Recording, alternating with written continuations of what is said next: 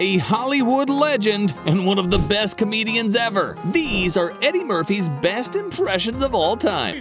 This was the moment Eddie Murphy became the President of the United States of America. Yeah.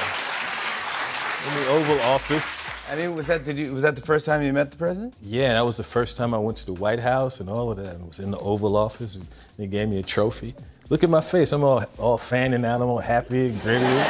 You know what he said to me? It's a picture when we're standing face to face, and he asked me, it was like, so what kind of rinse are you using in your hair? Because my hair was black.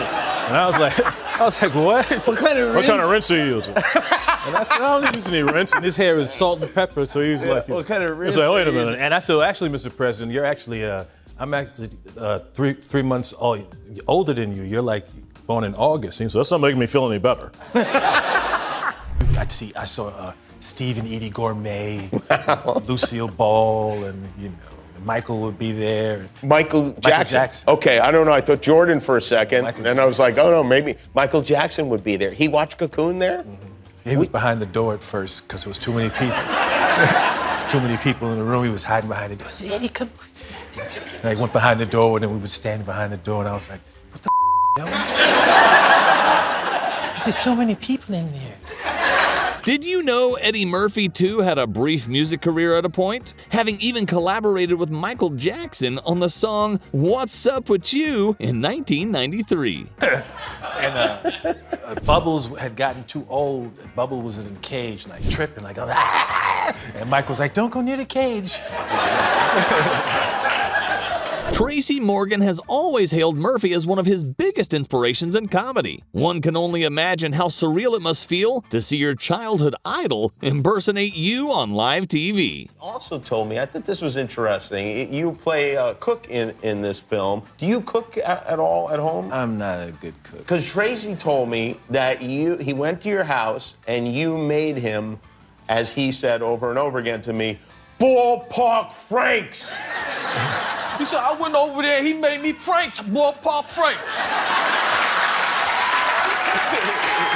Yeah, that's it. That's why I'ma always be cool with Eddie, because he made me them Franks. And when I was young, they used to call me Fat Murphy.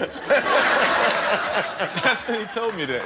That's it. He told me when he was young, they used to call him Fat Murphy. Everybody imitates Tracy Morgan. That's easily the best Tracy Morgan imitation I've ever seen. The day he's done with his Mike Tyson impressions is the day his career is over. I've never quite seen a man's face. And you know something hurts when you... And the man's face says, now watch this guy, watch this man try to get up.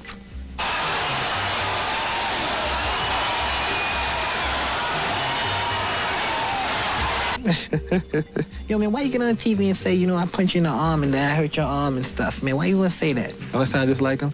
I might give an interview like this. Yo, when I'm inside the ring, what I'm trying to do, basically what I'm trying to do when I'm inside the ring is, before I get inside the ring, I'm your friend, but in the ring, basically what I'm trying to do is punch the bone into the brain and kill the person. We've all seen people sing like Michael Jackson, but I bet you've never seen an impression of Michael Jackson raging. Can I talk to you for a minute? Yeah, what's your problem, man? Well, how come you keep fucking with me then, huh?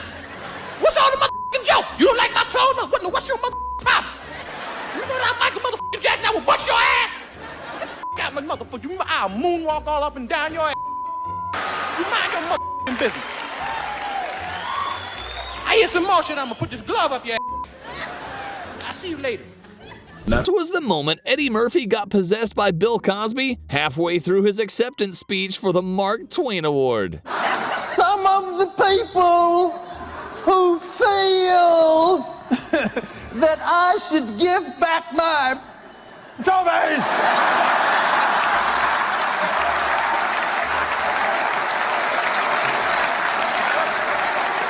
Just because you may have heard recently that I allegedly put the pill into people's chocolate. I wish somebody would come up to my house talking about give up the trophy because you put the pill in the people's chocolate. You get up. Because I'm not giving back. What he says, like, If Elvis was alive now, he said, man, you wouldn't even hang out with Elvis. I said, yes, I would. He said, man, Elvis would be in the lobby of your house like, say, man, is Eddie there? And I'd be in the room, tell him I'm not here. Hey, what's going on, man? He told me to come over. Oh, I know what's going on. All right. I ran in the house all excited to talk to Bill and picked up the telephone, and Bill got raw on me. I was like, hello, Mr. Cosby? And you hear, I would like to talk to you about some of the things that you do in your show. I was walking parties, and people say, yo, man, Mr. T was just here looking for you. He was walking up to people saying, I'm gonna whip at him every day when I see him. Then I watched the show, because I didn't know him. I watched the show to see what kind of guy he was, and the character on the show ain't too bright. So I figured if he came up to me, I could use the Jedi mind trick on him. Mr. T walk up and go, I heard you did some jokes about me. No, you didn't. Maybe I didn't.